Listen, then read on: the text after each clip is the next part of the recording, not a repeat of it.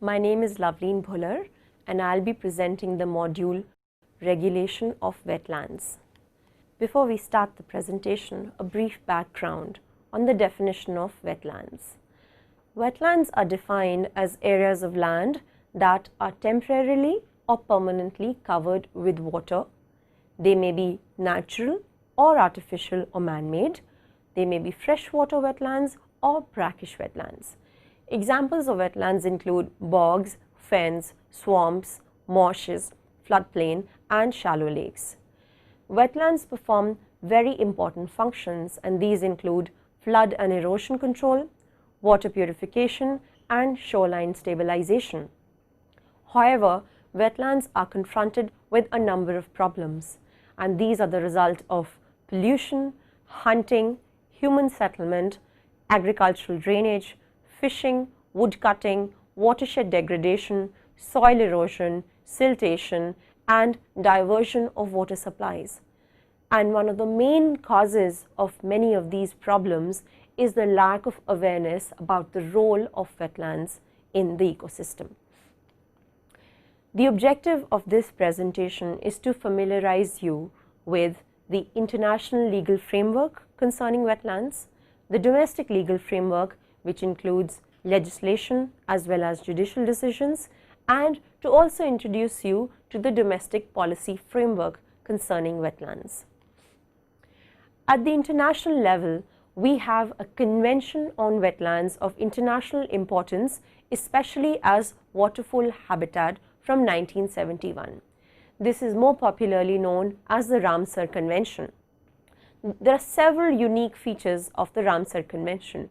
Firstly, it is the only multilateral environmental agreement for a specific ecosystem, a habitat type, wetlands, rather than a species. The other important feature of the Ramsar Convention is that the call for the convention was not made by countries in the first instance, but rather by a group of non-governmental organizations which comprised the International Union for the Conservation of Nature and Natural Resources, also known as the IUCN, the International Waterfowl and Wetlands Research Bureau or the IWRB, and an NGO known as BirdLife International. The third interesting feature of the Ramsar Convention is that it is not affiliated with the United Nations system of multilateral environmental agreements, which comprises of other conventions like the Convention on Biological Diversity, the United Nations Framework Convention on Climate Change, etc. The primary objective of the Ramsar Convention is to conserve and to enhance wetlands. It has 163 parties, all of which have a National Ramsar Committee.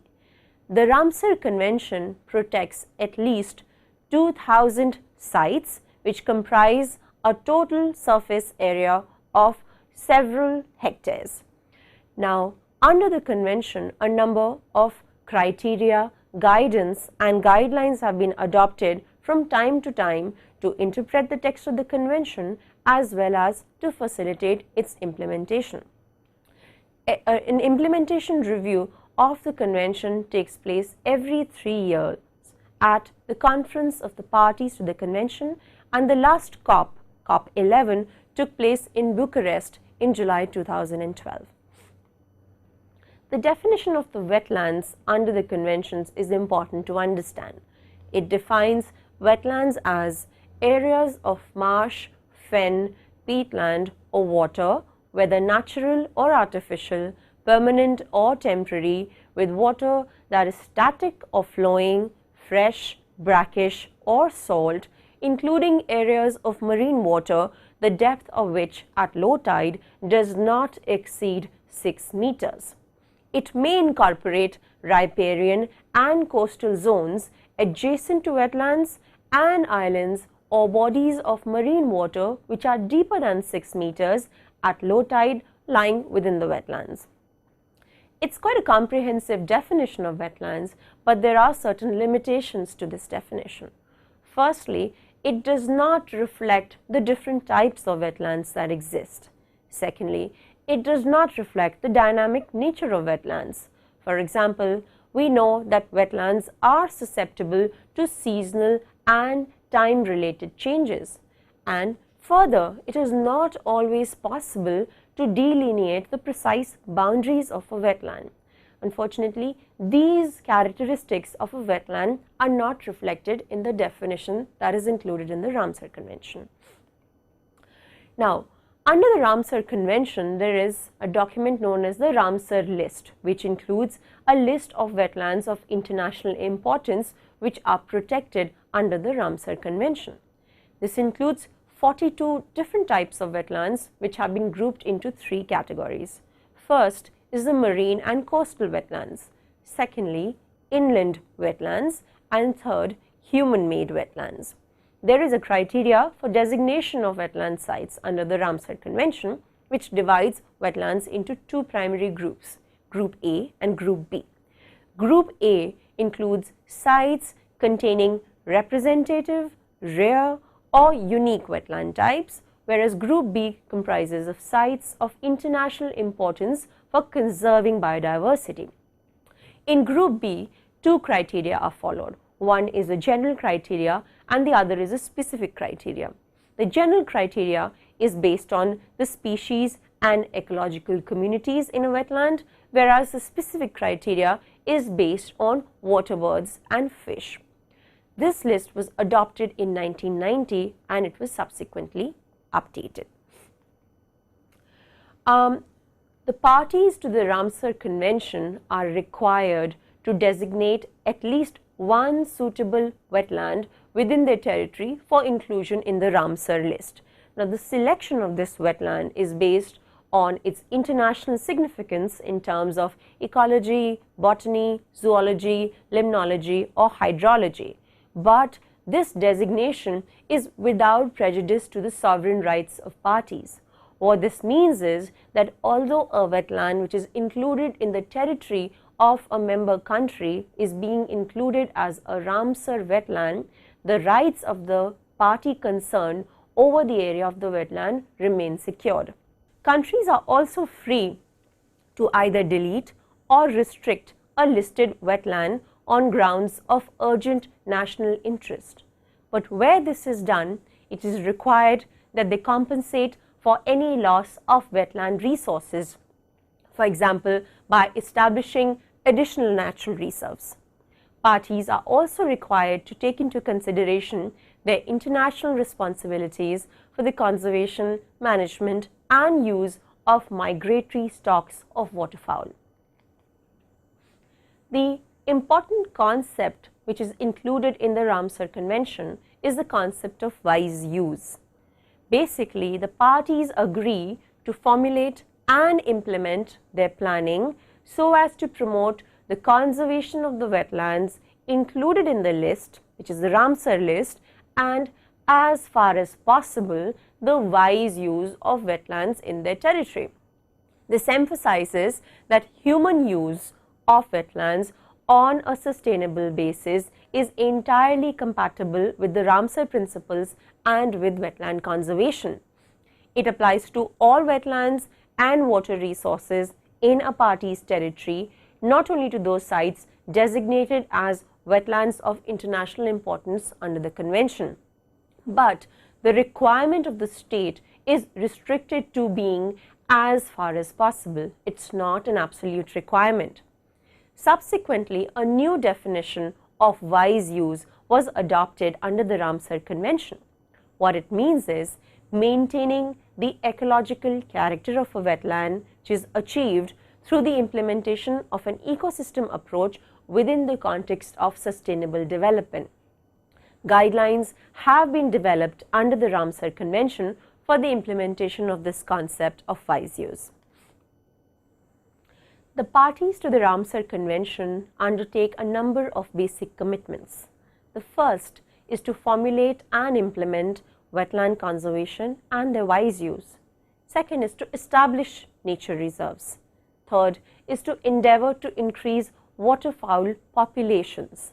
And they also to ensure that parties are informed of any actual or likely change in ecologic character of any kind of listed wetlands and then to pass on this information to the Secretariat of the Ramsar Convention. An important record maintained under the Ramsar Convention is the Montreux record.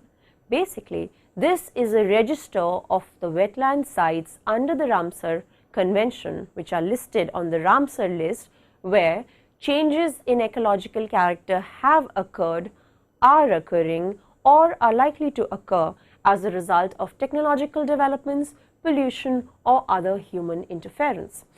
The Convention also envisages the provision of financial assistance to improve its implementation, particularly by developing countries and countries with economies in transition. This is known as the Ramsar Small Grants Fund for Wetland Conservation and Wise Use, which was earlier known as the Wetland Conservation Fund. Now, assistance is provided based on a request by developing countries or countries with economies in transition to support wetland conservation. This could involve improving management of Ramsar sites, designation of new sites, promotion of wise use, or for supporting regional and promotional activities. Besides the Ramsar Convention, many other multilateral environmental agreements and other agreements are also of relevance in the context of wetland regulation. These include the Convention on Conservation of Migratory Species of Wild Animals 1979, the UNESCO World Heritage Convention 1972, Convention on Biological Diversity 1992, the United Nations Convention to Combat Desertification of 1994, and the United Nations Framework Convention on Climate Change 1994. Coming to India specifically, India became a party to the Ramsar Convention on 1st of February 1982, with 6 wetlands being listed on the Ramsar List. The Ministry of Environment and Forests is the national implementing authority for the Ramsar Convention in India. Out of the total of more than 2,000 sites which are protected under the Ramsar Convention, however, only 26 sites are in India. Here is a list of the 26 sites that are in India. These are in the states of Kerala, Orissa, Madhya Pradesh, Himachal Pradesh, Assam, West Bengal, Punjab, Rajasthan, Andhra Pradesh, Manipur, Gujarat, Tamil Nadu, Tripura, Jammu and Kashmir, and Uttar Pradesh. Out of the list of 26 Ramsar sites in India, 2 of the sites have already found their place on the Montreux record, which was described earlier. These are the Loktak Lake in Manipur and the Keoladeo National Park in Rajasthan. However, in India, there are a number of other Ramsar sites and several other non-Ramsar sites which are also being threatened by uncontrolled development and illegal encroachments. So far as the regulation of other wetlands in India is concerned, it is worth mentioning that there are 7,57,060 wetland sites in India at least. They cover an estimated area of 50.26 million hectares and account for 4.63% of the total geographical area of the country.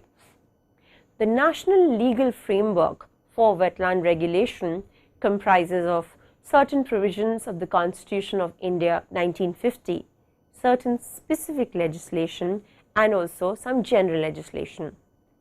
Insofar as the Constitution of India is concerned, there is no specific reference to the word wetlands. However, the directive principles of state policy, specifically Article 48A, impose a duty to protect and improve the environment on the government, and Article 51A of the Constitution imposes a fundamental duty on every citizen to protect and improve the natural environment, and this explicitly includes lakes, which sometimes fall under wetlands. There is no national law in India on wetlands.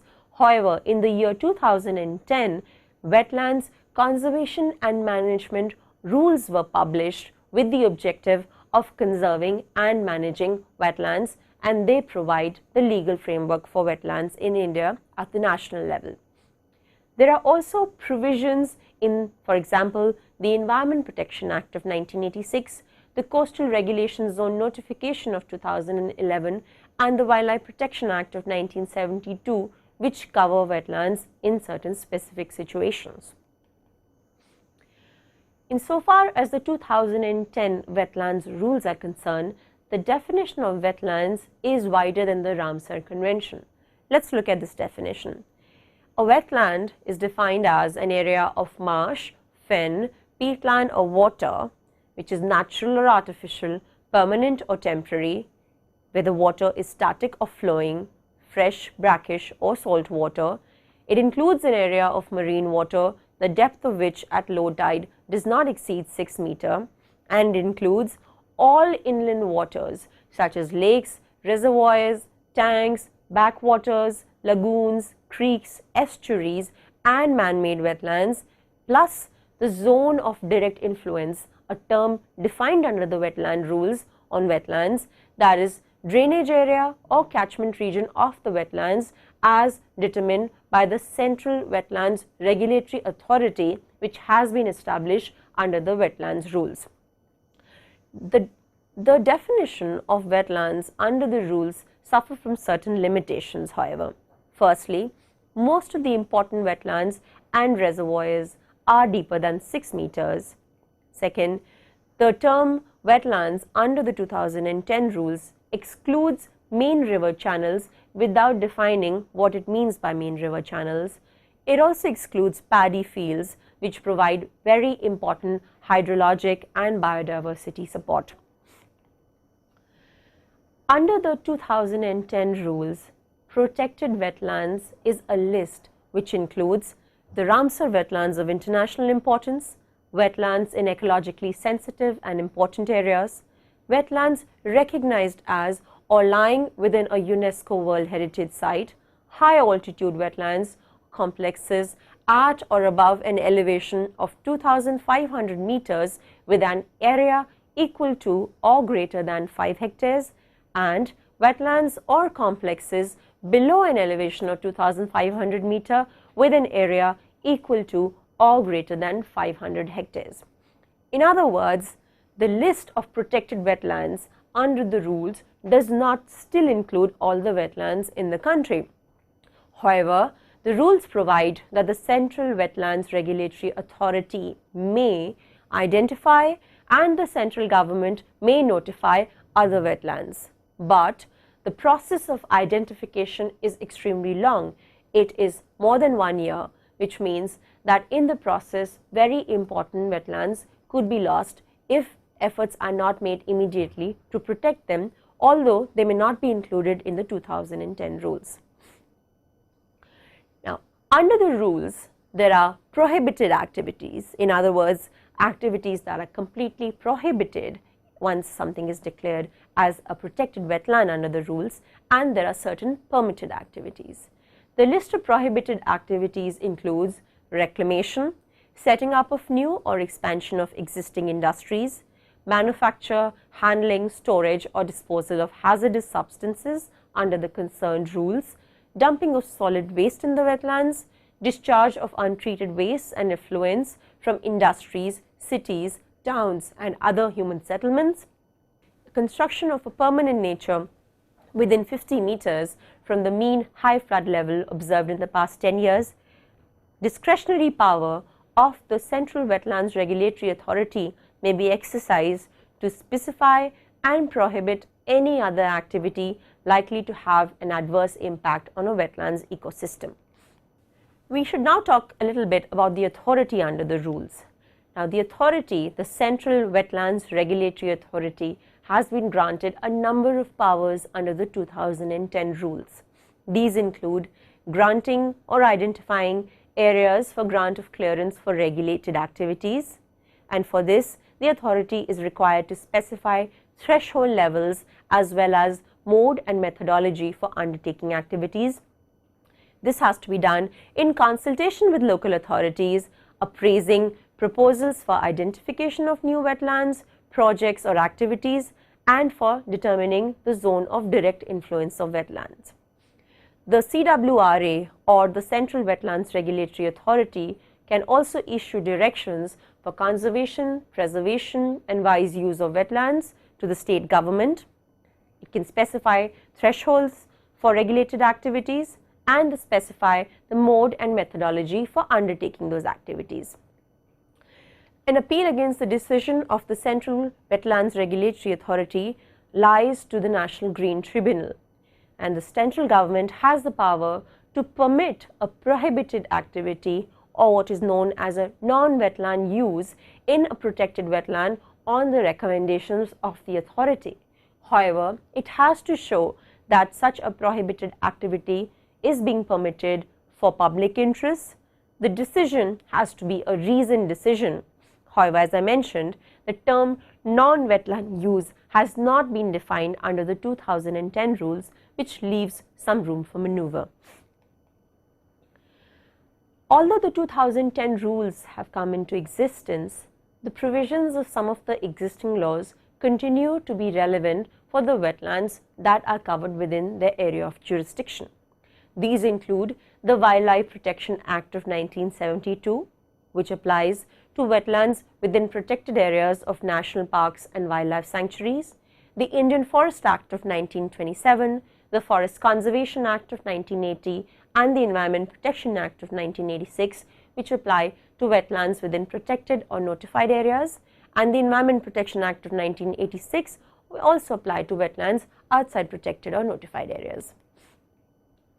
Insofar as the role of the public under the rules is concerned, this has been slightly problematic because the rules do not recognize traditional rights over wetlands.